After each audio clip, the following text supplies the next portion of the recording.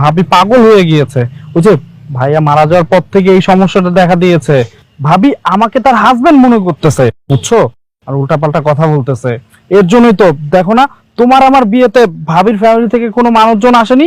তোমার ভাবি যদি পাগলই হয়ে থাকে তাহলে তোমার ভাবির পেটে বাচ্চা কিভাবে এলো? আর সেই বাচ্চার বাবা তোমাকে কেন দাবি করছে? তোমার ভাবি আবার বলছে বাচ্চা ডিএনএ টেস্ট করাবে। সে তো খুব কনফিডেন্টলি কথাগুলো বলছিল। এই কথাগুলো এই যে আমি তো বললাম ভাবির মাথায় একটু সমস্যা আছে, সেই জন্য এই কথাগুলো বলতেছে। তুমি যদি আমার কথা বিশ্বাস না করো, এক্ষুনি চলো বাসায়, আম্মুর সাথে কথা বলবে, আম্মু পুরো সত্যিটাই বলবে। এর জন্যই তো আম্মু আর আমি মিলে ওনাকে বাসা থেকে বের করে দিয়েছি। এখন তো তার বাবার বাড়িতে থাকে। আমার কথা তোমার বিশ্বাস হচ্ছে না তো চলো এক্ষুনি বাসায় চলো, আম্মুর সাথে কথা বলবে, চলো।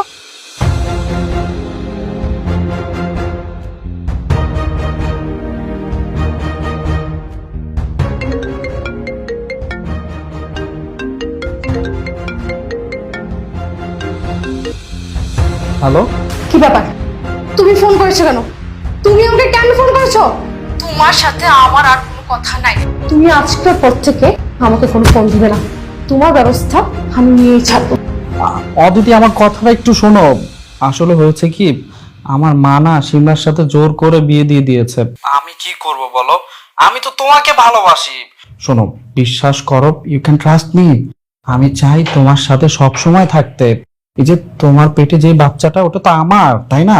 ওই বাচ্চা যদি পৃথিবীতে আসে তাহলে কার পরিচয় বড় হবে বলো তো? আমার পরিচয়, তাই না? শোনো, এক কাজ করব, আমি তোমাকে নিয়ে অনেক দূরে পালিয়ে চলে যাব। তখন আমার ফ্যামিলি, তোমার ফ্যামিলি, কেউ আমাদেরকে খুঁজে বের করতে পারবে না। বুঝতে পেরেছো? তুমি যত যাই কিছু বলো না কেন, আমি তোমার একটা কথা বিশ্বাস করি না। বিশ্বাস করো, আমি শুধুমাত্র তোমাকেই ভালোবাসি। আরে মা তো আমাকে জোর করে বিয়ে দিয়েছে, তাই না? আমি তো ওকে পছন্দ করি না, আমি তো তোমাকে ভালোবাসি। শোনো, এক কাজ করো, আমি কালকেই তোমাকে নিয়ে পালিয়ে যাব অনেক দূরে, যেখানে আমার মা, সিমলা, তোমার বাবা কেউ খুঁজে পাবে না। আমার উপর একটু ভরসা রাখো প্লিজ। তুমি সত্যি বলছো তো? হ্যাঁ, সত্যি বলছি। আচ্ছা ঠিক আছে। আচ্ছা ঠিক আছে।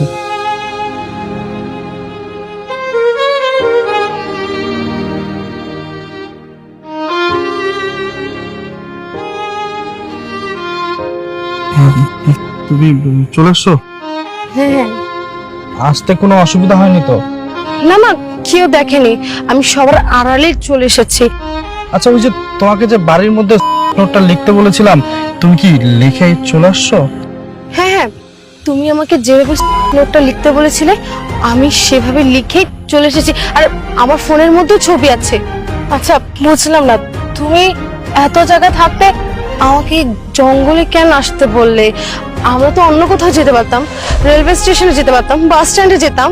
এখানে কেন আনলে? আমার না বের এখানে অনেক ভয় করছে। আমিও তো জানি বাস স্ট্যান্ড বা রেল স্টেশনে গেলে খুবই ভালো হতো, কিন্তু জান ওইখানে তো যাওয়া যাবে না। আমরা যদি ওইখানে যাই তাহলে আমাদেরকে চিনে ফেলবে, ধরে ফেলবে, বুঝে তো যাবে যে আমরা দুজন পালাচ্ছি, বুঝো না?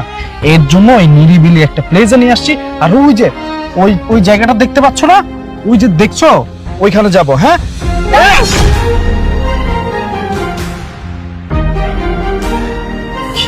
কি ব্যাপার শিবনাথ, তুমি এখানে কি করছো? কেন? আমাকে দেখে খুব অবাক হচ্ছ তাই না? অবাক তো হওয়ারই কথা, কারণ আমি তো তোমার বাড়াবাতে ছাই ঢেলে দিলাম।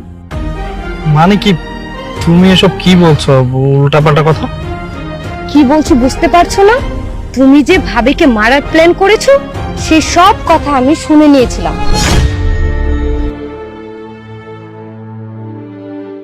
এই কি বলছিস তুই এসব? মা, আমার কথাটা একটু শোনো। তোমার ছেলের বউ তো আমাকে পেয়ে বসেছে, আমার সাথে উল্টাপাল্টা কাজ করতে চায়। তোমাকে তো আগেও বলেছি, এর জন্য আমি একটা প্ল্যান করেছি। কি প্ল্যান করেছিস? শোনো তাহলে। শোনো না, তোমাকে নিয়ে আমি কালকেই পালিয়ে যাব অনেক দূরে।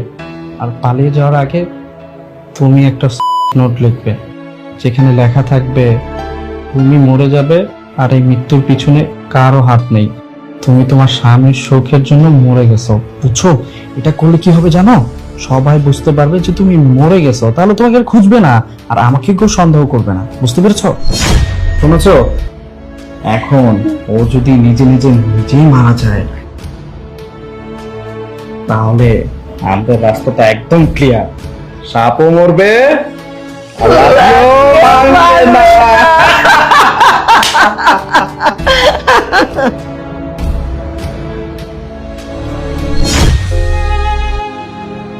তখনই আমি ভাবিকে সবটা জানিয়ে দিয়েছিলাম।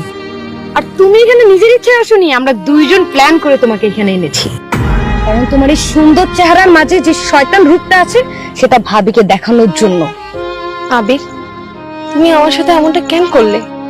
আমি তোমাকে কতটা ভালোবাসতাম, কতটা বিশ্বাস করতাম, তোমাকে কতটা ভরসা করতাম দেখে আমি তোমার হাত ধরে পালিয়ে যেতে চেয়েছিলাম।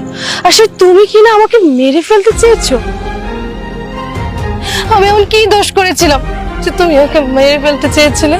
আরে তোমার বাচ্চা আমার পেটে, আমাকে মেরে ফেলা মানে তোমার বাচ্চাকে মেরে ফেলা। এতটুকু মনুষ্যত্ব তোমার মধ্যে নেই। ভালোই হয়েছে, আজকে তোমার আসল রূপটা আমি নিজে স্বচক্ষে দেখতে পেরেছি। আমার পেটে যে সন্তানটা আছে, এই সন্তানটা শুধুমাত্র আমার। এই সন্তানের বাবা আমি, এই সন্তানের মাও আমি। এই সন্তানের প্রতি তোমার কোনো দায়িত্ব থাকবে না। আমি তোমাকে সময় মতো ডিভোর্স লেটারটা পাঠিয়ে দিব। আবির, তোমার কি লজ্জা লাগলো না? তুমি তোমার ভাবির সাথে পরকিয়া করেছো, তারপর আবার বিয়ে করেছো, আবার আমাকেও বিয়ে করলে। কেন আমার জীবনটা নষ্ট করলে কেন? আমি বলছি ভাবিকে কেন বিয়ে করেছি। তুমি তো খুব ভালো করে জানো আমার ভাইটা মারা গিয়েছে। মারা যাওয়ার পরে এই যে আমার এই ভাবিটা অসহায় হয়ে গেছে। তোমাকে তো ওই দিনও আমি বললাম যে ওনার মুখে কোনো হাসি থাকে না, আমার মাও হাসে না। আমি জাস্ট ওনার মুখে হাসি ফোটানোর জন্য ওনাকে বিয়ে করেছি। আমার কোনো উদ্দেশ্য ছিল না। আর খুনের কথা বললা, এখন যেটা দেখেছো এটা সম্পূর্ণ তোমার দেখার ভুল। কি হয়েছে আমি বলি। এই যে আমি যখন এদিক দিয়ে যাচ্ছিলাম তখন ইটটা আমার পায়ের নিচে পড়ে, তাই আমি ইটটা ধরে ফেলে দিতে চেয়েছিলাম, আর তুমি উল্টা পাল্টা দেখেছো।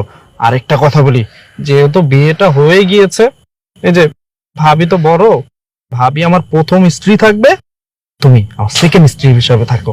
লাইফে আমরা অনেক এনজয় করব। তোমাদের দুইজনকে অনেক দূরে দূরে আমি দেশের বাইরে ঘুরতে নিয়ে যাব, বুঝতে পেরেছো? থাকো, মেনে নাও। তোমার একটা কথাও শুনতে চাই না। কি সুন্দর নাটক বানাতে পারো তুমি। তুমি তোমার ভাবিকে বড় বউ বানাতে চাও আর আমাকে ছোট বউ বানাতে চাও। আর কি বললে? তুমি তোমার ভাবিকে মারার প্ল্যান করোনি, তুমি রাস্তা থেকে ইটটা সরাচ্ছিলে। এই তুমি আর কত মিথ্যা কথা বলবে? তোমার এই সুন্দর রূপের মাঝখানে যে শয়তান রূপটা আছে না, সেটা আমরা দুইজন ভালো করে জেনে গেছি। তোমার মতো জানোয়ারের সাথে আমি আর সংসার করতে চাই না। তুমি তোমার পথে, আমি আমার পথে। আমি চাইলে এক্ষুনি তোমাকে পুলিশ দিয়ে ধরিয়ে দিতে পারতাম, কিন্তু আমি তা করব না, কারণ আমি তোমাকে সত্যিই ভালোবেসেছিলাম। কিন্তু তুমি সেটা মর্যাদা দিতে পারলে না। যাই হোক, আমি তোমাকে ঠিক টাইম মতন ডিভোর্স লেটারটা পাঠিয়ে দিব। আরেকটা কথা আবির, জানোয়ার থেকে মানুষ হও, মানুষ হয়ে মানুষের মতো বাঁচো, কাজে দেবে।